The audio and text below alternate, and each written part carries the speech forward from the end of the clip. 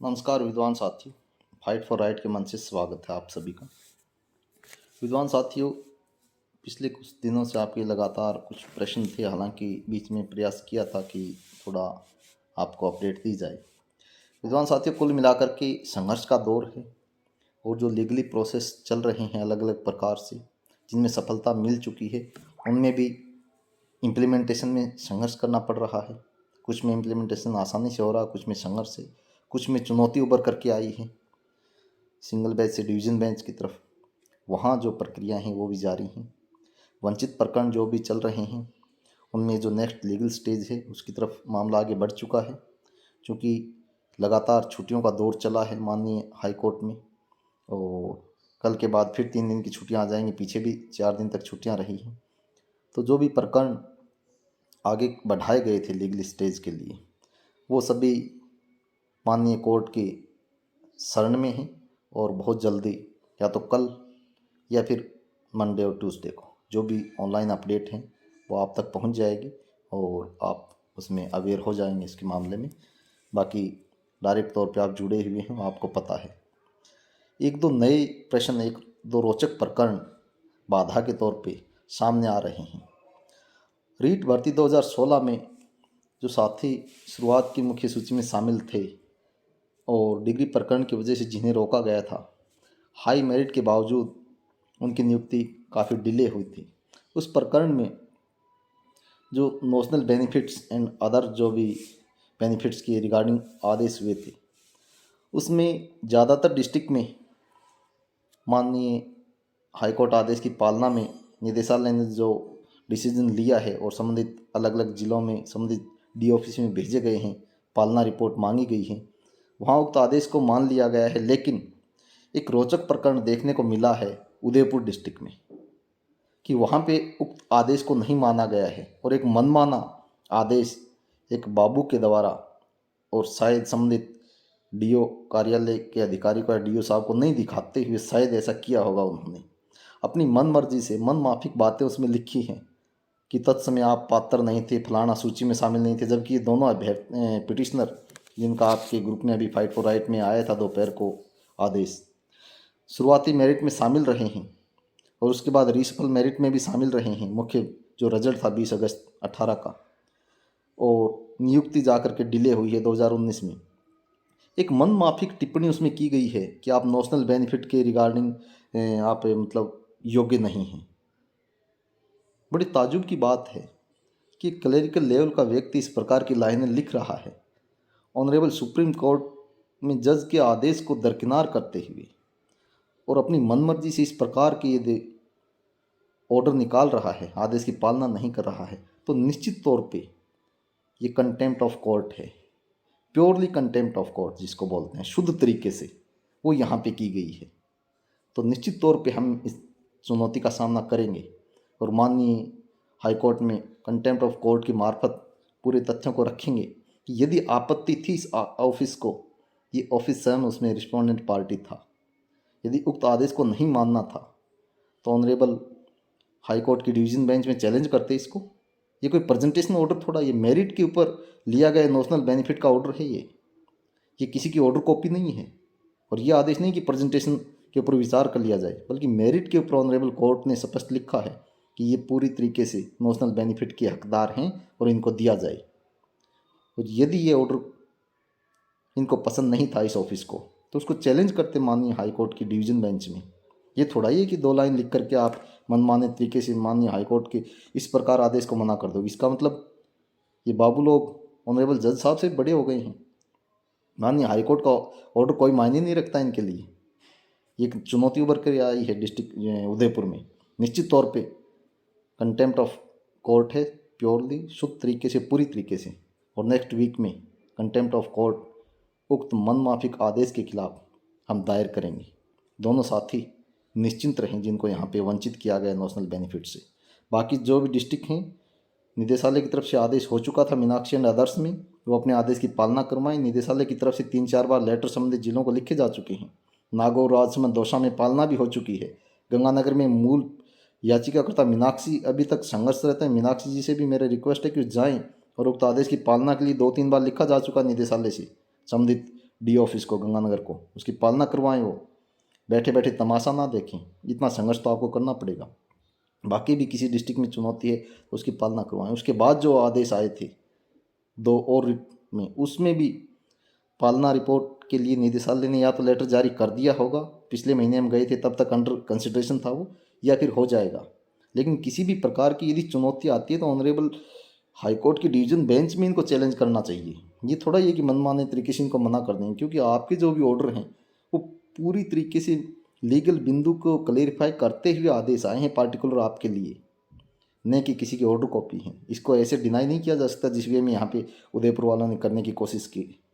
तो इस मामले में निश्चिंत रहें और समानांतर प्रयास करें, और हर मामले में ये ना देखें कि मैं आऊँगा और आपके लिए वहाँ बैग लेकर के घूमूंगा। आप ऑलरेडी जॉब में हैं, 4 साल के करीब आपको जॉब होने को है, इतना संघर्ष तो आप करो कम से कम आज के दिन। इसके अलावा 18 का भी एक प्रकरण आज जो हियरिंग पे था, वो केस लिस्टेड नहीं होने की वजह से मनीषा एंड अदर्स जो भी 30-32 आप विद्वान साथी उसमें पिटिशनर हैं, वो बहुत जल्दी पुनः सुनवाई पे आएगा। और एक और अजीब घटना आज देखने को मिली। आरपीसी की ओर से एक पूर्ण पात्र डिग्री के प्रकरण में चैलेंज करते हुए पवन स्वरूप एंड अदर्स के ऑर्डर को सेकंड ग्रेड के एक मामले में एडिशनल डिग्री का जो ऑर्डर है ऑनरेबल राजस्थान हाईकोर्ट जयपुर की single and dB division bench ने जो ऑर्डर पारित किया, उसको कहीं ना कहीं एक छदम तरीके से यहाँ पे आरपीएससी की ओर से पेश किया गया और उक्त ऑर्डर की पालना करवाने की कोशिश यहाँ पे की गई है। कहीं ना कहीं ये बिंदु उभर के आ रहा है कि जिस एडिशनल डिग्री को आज तक आरपीसी ने कहीं बाहर नहीं किया है और न ही कहीं विज्ञप्ति में अलग से मेंशन किया है, और लगातार उनको नियुक्तियां और प्रमोशन मिलते रहे हैं, यहाँ आकर के आज के इस पार्टिकुलर एक प्रकरण में उन्होंने उक्त ऑर्डर को लागू करवाने की कोशिश माननीय हाईकोर्ट की डिवीज़न बेंच में पेश करके कोशिश की। लेकिन ये तो गनीमत रही कि हमारे एडवोकेट साथी ऑलरेडी वहाँ पे तैयार थे और पूरे प्रकरण को कोर्ट के सामने रखा, और कोर्ट ने यह कहा कि हाँ यस, यदि इतने डिफरेंट बिंदु यहाँ पे हैं और गलत तरीके से किसी अलग प्रकरण में उक्त ऑर्डर को पेश किया जा रहा है, तो निश्चित तौर पे उस केस को डिटेल में हियरिंग में रखा गया है ऑनरेबल डिवीज़न बेंच में, और अंतिम हियरिंग के तौर पे उसमें जो वास्तविक तथ्य हैं वो हम फाइल पे लाने की कोशिश करेंगे, और पूरी कोशिश रहेगी कि पीड़ित को उसमें न्याय मिले। हमारे मिशन साथी इसमें संघर्षरत हैं पिछले 1.5-2 साल से। हमारे संपर्क में आने के बाद से ऑनरेबल हाईकोर्ट की एकल बेंच ने बड़ी मजबूती से उनको जिताया था, और आज भी कोर्ट ने मौखिक तौर पर यही कहा है कि उक्त पीड़ित व्यक्ति को, पिटिशनर का व्यक्ति को नियुक्ति दी जाए, और यदि कोई भी प्रकरण यदि प्रभावित करेगा इनको तो अंतिम डिस्पोजल के अधीन उनकी नियुक्ति रखी जाए। तो एक तरीके से आंशिक सफलता सम्मिलित हमारे विद्वान साथी को भी मिली है, लेकिन जो नज़ारा आरपीसी की तो ओर से पेश किया गया वो अपने आप में हस्तप्रभ करने वाला था कि एक तरफ तो कह रहे हैं सभी को शामिल कर रहे हैं, और अचानक बैकडोर एंट्री से जो आदेश ऑलरेडी गवर्नमेंट ने उनको चैलेंज किया हुआ है, सुप्रीम कोर्ट में विचाराधीन है, कहीं ना कहीं उनको लागू करने का एक छदम प्रयास आज किया गया। लेकिन हमारे एडवोकेट साथी ने पूरी तरीके से सिचुएशन को संभालते हुए उक्त प्रकरण को एक तरीके से आगे फाइनल कंसिडरेशन के लिए आगे रखा है, और पूरे फैक्ट्स उसके अगली हियरिंग पे हम रखेंगे। और इस प्रकार के जो छदम प्रयास हो रहे हैं संबंधित भर्ती एजेंसी के द्वारा, निश्चित तौर पे उनको दूर किया जाएगा, उन प्रयासों को सफल नहीं होने दिया जाएगा। कुप्रयास एक तरीके से हम कहेंगे, उनको सफल नहीं होने दिया जाएगा। इसके अलावा एडिशनल प्रकरण में भी जो अभी 27 तारीख को ऑर्डर आया है उससे संबंधित जो भी हमारी 2 मुख्य याचिकाएं थी, सचिन मैया एंड तौफीक एंड अदर्स मामले में, माननीय हाईकोर्ट में उक्त ऑर्डर की रक्षा के लिए भावी तौर पे कोई चुनौती पेश नहीं आए, उसकी एक तरीके से सावधानी के तौर पर केवियट दायर कर दी गई है। और जो आपकी चिंताएं थी कि ये हो रहा वो हो रहा है, फलानी यूनिटी ये कर रही वो कर रही, एक तरीके से लीगल तौर पे बाउंड कर दिया गया है कि आपको पूछे बगैर उसमें कोई बड़ी हियरिंग या बड़ा फैसला आगे आपको प्रभावित करने वाला नहीं आएगा, और वैसे भी आपको इसमें चिंता करने की ज़रूरत नहीं थी। जो भी नए प्रकरण आ रहे हैं वो भी जो आपके डॉक्यूमेंट पहुंच रहे हैं कल या फिर मंडे और ट्यूसडे तक, उसमें भी आपको लीगल प्रोसेस नज़र आएगी।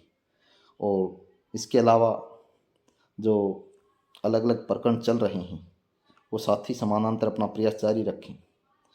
वंचित प्रकरण में जो लीगल स्टेज अपनानी थी वो अपना ली गई है। सीनियरिटी प्रकरण में जो आपके अलग अलग प्रकरण आए थे, अंग्रेजी और साइंस मैथ जो भी थे, वो भी आगे लीगली तौर पे बढ़ गए हैं। एज ए प्रूफ वो आप जिस संगति में जुड़े हुए हैं वो आपके पास वो प्रूफ आ जाएगा, या तो कल तक या फिर मंडे या ट्यूसडे तक, निश्चिंत रहें उसमें भी। तो विद्वान साथियों को यही कहूँगा कि संघर्ष का ये दौर है, संघर्ष के दौर में अपने आप को बनाए रखें, संघर्षरत रखें, कहीं चूक ना करें और कहीं भी एक तरीके से एक यूनाइटेड तौर पे एक विश्वसनीय यूनिटी के साथ आगे बढ़ें, ताकि ये चुनौतियां किस प्रकार से, मैं तो खुद अपने आप में अचंभा प्रकट करता हूँ कि आरपीसी जैसी एजेंसी बेरोजगारों के साथ ऐसा खेल कैसे खेल सकती है।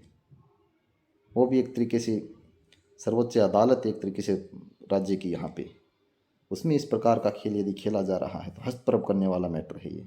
मेरे सामने और भी एक किसी साथी का आज प्रकरण आया कि जो कॉमर्स के जो अभ्यर्थी थे जिनको 16-18 और आगे की भर्तियों में एसएसटी वगैरह के लिए शामिल कर लिया गया था, गवर्नमेंट ने रूल रेगुलेशन भी उसके लिए बना दिए हैं, लेकिन 16-18 की भर्ती में उनको शामिल करने के एक तरफ तो गवर्नमेंट ने सहमति दे दी है, वो माननीय हाईकोर्ट की सिंगल और डिवीज़न बेंच में जीत चुके हैं, लेकिन बैकडोर एंट्री से उनको सुप्रीम कोर्ट में एसएलपी की मार्फत चैलेंज कर दिया गया है। ये हो क्या रहा है सिस्टम में? ये बहुत सोच समझ के पैरवी करने की ज़रूरत है। यहाँ पे एक तरफ कॉमर्स वालों को एंट्री कर रहे हैं, नई भर्ती में भी शामिल कर रहे हैं, माननीय हाईकोर्ट की सिंगल और डिवीज़न बेंच उनको जिता चुकी है, फिर उसको सुप्रीम कोर्ट में चैलेंज करने की आखिर मानसिकता ये क्या दर्शा रही है कि संबंधित भर्ती एजेंसी आपको शामिल करना चाह रही नहीं चाह रही? संबंधित सरकार ने आदेश दिया है कि इनको शामिल करें, तो फिर उन्हें कहाँ दिक्कत आ रही शामिल करने में? किस प्रकार से ये लोग चरम तरीके से चैलेंज पेश कर रहे हैं। तो बहुत ही सोच समझ के यूनिटी के साथ आगे बढ़ने की ज़रूरत है विद्वान साथियों। जो भी प्रकरण आपके आते रहेंगे अपडेट करते रहेंगे आपको। धन्यवाद सभी को।